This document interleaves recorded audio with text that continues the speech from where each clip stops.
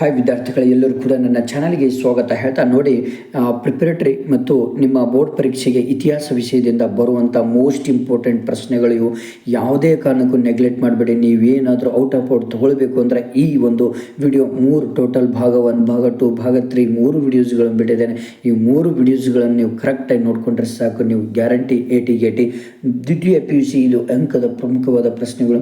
ಪ್ರಾಚೀನ ಭಾರತದ ಇತಿಹಾಸ 4.1ರಿಂದ 4.9ರವರೆಗೆ ಮಹಾವೀರರ ಜೀವನ ಮತ್ತು ಬೋಧನೆಯನ್ನು ಕುರಿತು ಚರ್ಚಿಸಿ. ಯಾಕಂದರೆ ಇದು 5 ಅಂಕದ ಪ್ರಶ್ನೆಗಳು ವಿತ್ ಆನ್ಸರ್ಸ್ ಕೂಡ ಭಾಗ 1ನಲ್ಲಿ ಬಿಟ್ಟಿದ್ದೇನೆ.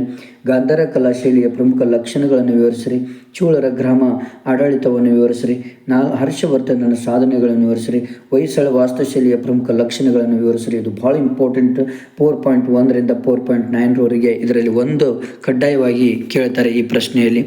ನೆಕ್ಸ್ಟ್, ಮಧ್ಯಕಾಲೀನ ಭಾರತ ಇತಿಹಾಸದ ಒಂದು 5 ಅಂಕದ ಪ್ರಶ್ನೆಗಳು. ಅಧ್ಯಾಯ 5ರಿಂದ 5.5ವರೆಗೆ 6ರಲ್ಲಿ ಒಂದು ಪ್ರಶ್ನೆ ಕಡ್ಡಾಯ. ಈ 6 ಪ್ರಶ್ನೆಗಳಲ್ಲಿ ಒಂದು ಕಡ್ಡಾಯ ಬರುತ್ತೆ.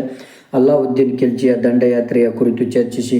ಅಲ್ಲಾವುದ್ದೀನ್ ಖಿಲ್ಜಿಯ ಸುಧಾರಣೆಗಳನ್ನು ಸಂಕ್ಷಿಪ್ತವಾಗಿ ವಿವರಿಸಿರಿ. ಅಕ್ಬರ್ನ ಧಾರ್ಮಿಕ ಮತ್ತು ರಜಪೂತ್ ನೀತಿಯನ್ನು ವಿವರಿಸಿರಿ. ಶಿವಾಜಿಯ ದಿಗ್ವಿಜಯಗಳನ್ನು ವಿವರಿಸಿರಿ. ತಾಳಿಕೋಟೆ ಕದನದ ಕಾರಣಗಳನ್ನು ಮತ್ತು ಪರಿಣಾಮಗಳನ್ನು ಯಾವುವು ಎಂದು ವಿವರಿಸಿರಿ. ಮೊಹಮ್ಮದ್ ಗವಾನನ ಸಾಧನೆಗಳನ್ನು ವಿವರಿಸಿರಿ. ಇಷ್ಟರಲ್ಲಿ ಒಂದು ಪಿಕ್ಸ್ ಬರುವಂಥದ್ದು. ನೆಕ್ಸ್ಟ್ ಬಂದುಬಿಟ್ಟು ಆಧುನಿಕ ಭಾರತದ ಇತಿಹಾಸದ 5 ಅಂಕದ ಪ್ರಮುಖ ಅಧ್ಯಾಯ 7.1ರಿಂದ 7.7ರವರೆಗೆ 2 ಪ್ರಶ್ನೆಗಳು ಕಡ್ಡಾಯವಾಗಿದೆ. ನೋಡಿ, ಪ್ಲಾಸಿ ಕದನದ ಕಾರಣಗಳು ಮತ್ತು ಪರಿಣಾಮಗಳು ಯಾವುವು, ಇದು ಒಂದು ಓದ್ಕೊಳ್ಳಿ. ಬ್ರಿಟಿಷರೊಂದಿಗೆ ಟಿಪ್ಪುವಿನ ಹೋರಾಟವನ್ನು ಚರ್ಚಿಸಿ. ಸೋರಿಕೆ ಸಿದ್ಧಾಂತವನ್ನು ವಿವರಿಸಿರಿ. ಬ್ರಿಟಿಷರ ಆಡಳಿತವು ಭಾರತೀಯ ಶಿಕ್ಷಣದ ಮೇಲೆ ಬೀರಿದ ಪ್ರಭಾವವನ್ನು ಕುರಿತು ಬರೆಯಿರಿ. ಸ್ವಾಮಿ ವಿವೇಕಾನಂದರ ವ್ಯಕ್ತಿತ್ವವನ್ನು ಚರ್ಚಿಸಿ.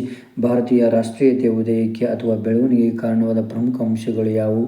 ಕರ್ನಾಟಕದ ಏಕೀಕರಣ ಚಳವಳಿಯನ್ನು ಸಂಕ್ಷಿಪ್ತವಾಗಿ ಚರ್ಚಿಸಿ.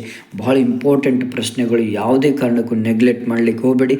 Okay, thank you friends. ನಿಮ್ಮ ಫ್ರೆಂಡ್ಸಿಗೆ ಶೇರ್ ಮಾಡಿ. Okay, thank you friends.